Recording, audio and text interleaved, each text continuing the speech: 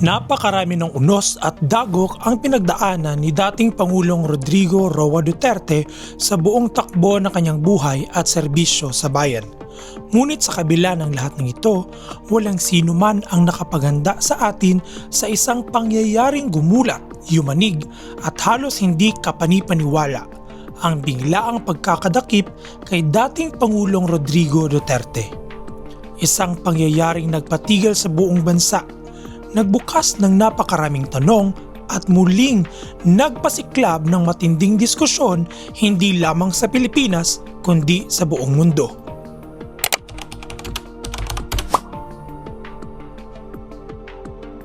Hello everyone!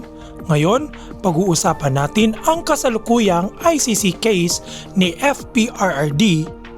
Paano siya napunta sa International Criminal Court or ICC sa The Hague? Ano ang mga dahilan at akusasyon laban sa kanya? Ang ICC o International Criminal Court ay isang international tribunal sa The Hague, Netherlands. Hindi ito bahagi ng United Nations pero ang goal nito ay mag-investigate at mag-prosecute ng mga pinakamalalang krimen sa mundo gaya ng genocide, war crimes, crimes against humanity at aggression. Si former President Rodrigo Duterte ay inaresto ng ICC noong March 11, 2025 dahil sa warrant of arrest na inisyu ng ICC Pre-Trial Chamber 1 na nagsasabing may reasonable grounds na siya ay indirect co-perpetrator sa crimes against humanity of murder kaugnay ng kanyang war on drugs, hindi lang bilang presidente pero pati na rin noong mayor pa siya ng Davao City. Date of arrest, March 11, 2025. Arresting authorities. The arrest was carried out by the Philippine National Police and Interpol following the ICC warrant. Location. Duterte was arrested upon his arrival at the Ninoy Aquino International Airport in Manila from Hong Kong. Siya ay nilipad papuntang The Hague kung saan siya ngayon ay nasa ICC custody. Upang mas malinaw, ano nga ba ang ICC? ICC o International Criminal Court was established under the Rome Statute noong 2002. Layunin nito mag-prosecute ng crimes against humanity, genocide, war crimes at aggression kung hindi kayang ituloy ng national courts ang kaso. The ICC is a permanent global court that prosecutes individuals for the gravest crimes like genocide, war crimes, crimes against humanity, and aggression, acting as a court of last resort when national courts can't or won't. Its functions include investigating alleged crimes, holding trials, ensuring accountability, deterring future atrocities, providing justice for victims, and supporting post-conflict reconstruction through judicial processes. Paano gumagana ang ICC? Wala itong sariling police force. Umaasa ito sa cooperation ng mga member states para arestuhin at dalhin ang suspect. Ang Pilipinas ay naging miyembro ng ICC. Ang ating bansa ay kasali sa ICC mula 2011 hanggang sa official withdrawal nito noong 2019.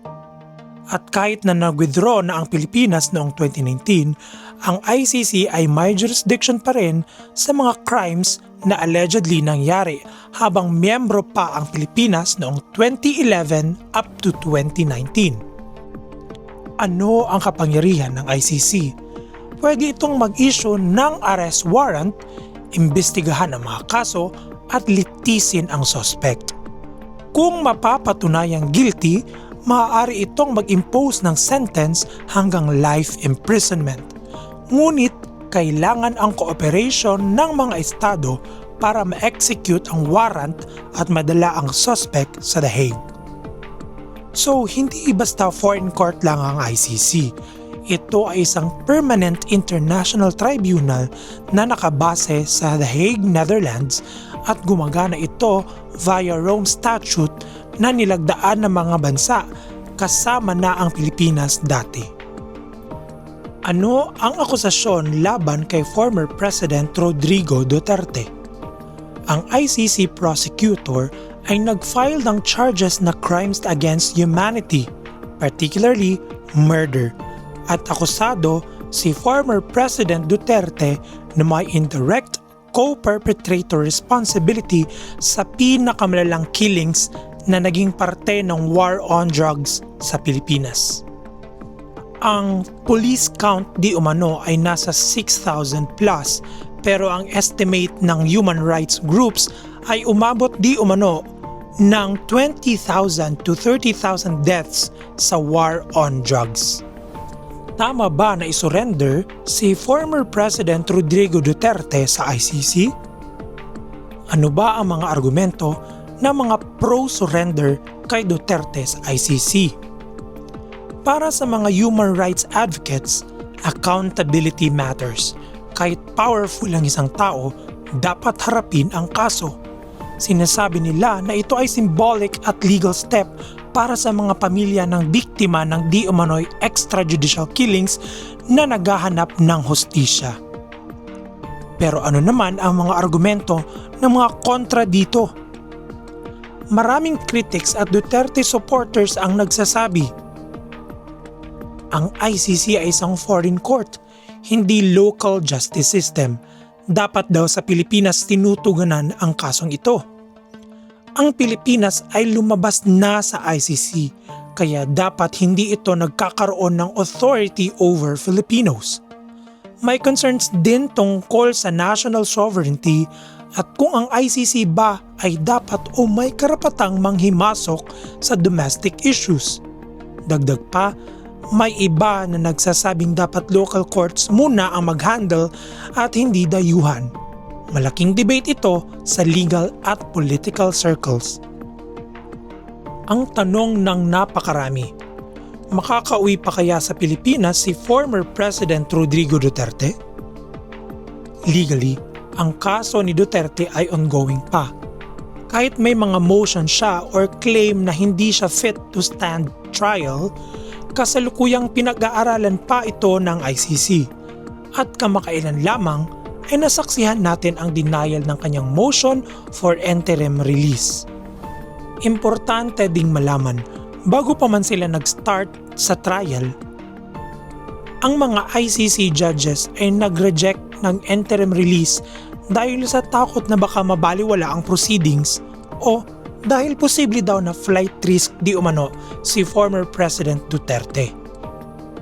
May mga hearings at procedures pa, confirmation of charges, pre-trial matters at iba pang legal steps bago maging full trial. Ito ay maaaring tumagal ng taon. So, ang practical answer? Sa ngayon ay hindi pa kaagad-agad makakauwi si Tatay Digong sa Pilipinas habang siya ay nasa kustodiya pa ng ICC at ongoing pa ang kaso.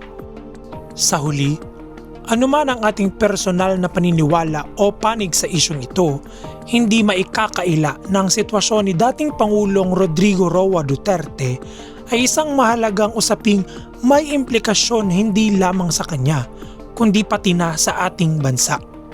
Sa kanyang kasalukuyang kalagayan sa ICC, naway maging maayos ang kanyang kalusugan at kalagayan at naway manaig pa rin ang tamang proseso na tapat sa batas, katarungan at due process.